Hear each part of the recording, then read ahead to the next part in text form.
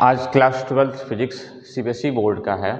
2024 में एक क्वेश्चंस पूछे गए हैं, तो इस क्वेश्चंस को पहले पढ़ते हैं। Two identical ball conducting B1 and B2, two identical balls, small conducting balls B1 and B2 are given. इस पर चार्ज दिया हुआ कितना, -7 pico coulomb and +4 pico coulomb दिया हुआ है respectively. They are brought in contact with a third identical ball, यानी कि दो बॉल दिया हुआ है A and B। Suppose that ये A है, ये B है। A पर चार्ज दिया हुआ है -7 पिको कूलम और B पर कितना दिया हुआ है चार्ज, +4 पिको कूलम। एक थर्ड आइडेंटिकल बॉल C है, ठीक है, B3। इसका क्या है, B3, यानी कि C है, यानी कि B1 है,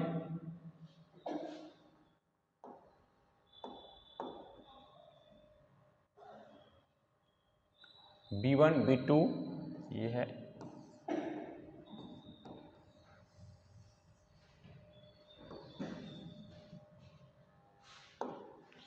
ये है B1, ये है B2 और ये है B3।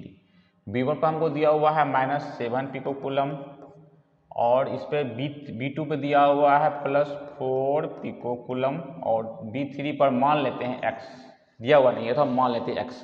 तो पहला केस में कहता है पहले हम इसको कॉन्टैक्ट में लाते हैं, तो तीनों को अगर हम कॉन्टैक्ट में लाएंगे, ये इसके कॉन्टैक्ट में, इसके कॉन्टैक्ट में, इच पर जो चार्जेज है वो कितना दिया हुआ है हमको, -2 पिको कूलम, ठीक है।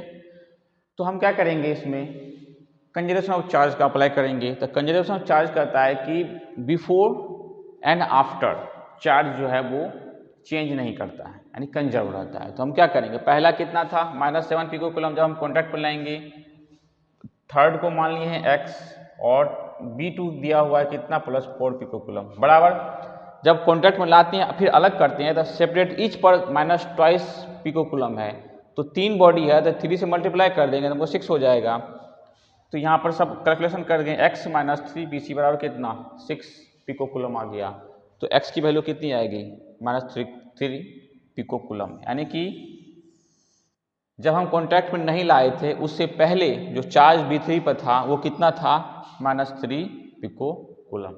ओके, तो हमारा जो ऑप्शन होगा वो कौन सा होगा, -3 पिको कूलम। ये ऑप्शन क्या है, सही है। इजी क्वेश्चन था और अच्छा क्वेश्चन भी है। ओके, फिर नेक्स्ट क्वेश्चन हम देखेंगे नेक्स्ट क्लासेस में, फिर दूसरा क्वेश्चन देखेंगे। ओके,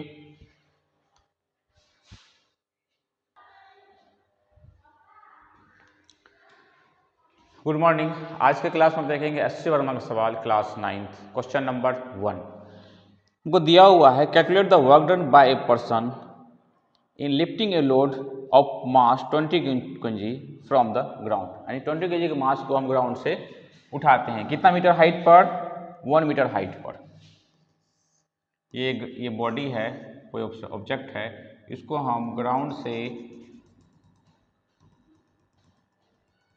यहाँ पर लाए हैं। इसकी कितना h बराबर कितना दिया हुआ है, 1 मीटर। h कितनी दी हुई है, 1 मीटर। h = 1 मीटर दिया हुआ है, ठीक है। और मास कितना दिया हुआ है, 20 kg। इस ऑब्जेक्ट का जो मास है वो कितना दिया हुआ है, 20 kg। मास कितना है, 20 kg। और यहाँ से हम इसको ऊपर उठाया जा रहा है 1 मीटर हाइट पर, यहाँ तक लाइन, यानी कि पॉइंट A से B तक लेके गए। तो कहता है work done by the person, work done by the person निकालना है। तो हम जानते हैं, तो सबसे पहले गिवन डाटा हम लिख देंगे। मास दिया हुआ है कितना, 20 kg, h दी हुई है, यानी डिस्प्लेसमेंट दिया हुआ है कितना, 1 मीटर। तो सिंपल है, work done by the work बराबर क्या होता है, फोर्स इनटू डिस्प्लेसमेंट। तो तो यहाँ पर जो फोर्स है वो वेट mg के बराबर होगा। यहाँ पर हम mg निकालेंगे, w। तो F बराबर जो होगा वो क्या होगा, W बराबर क्या होगा, m इंटू जी। तो फोर्स का वैल्यू यहाँ पर रखेंगे m इंटू जी इंटू एस। तो मास कितना दिया हुआ है 29.8 इंटू 1 मीटर डिस्प्लेसमेंट दिया हुआ है, तो 1 मीटर हम रखेंगे, ये इक्वल टू हो जाएगा उसका तो 18 से 18 8 दूनी 16 9.8 इंटू 2, तो 2 8 16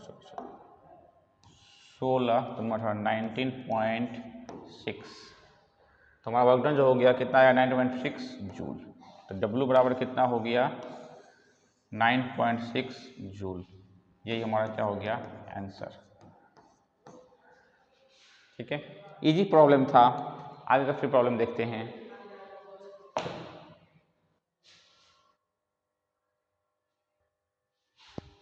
सर यहाँ पर जो होगा 196 आएगा जूल, मल्टीप्लिकेशन गलती आ गया, 196 आएगा, 196 जूल आएगा आंसर। ठीक है, इसको मल्टीप्लाई करने के बाद। ठीक है, ओके, थैंक यू।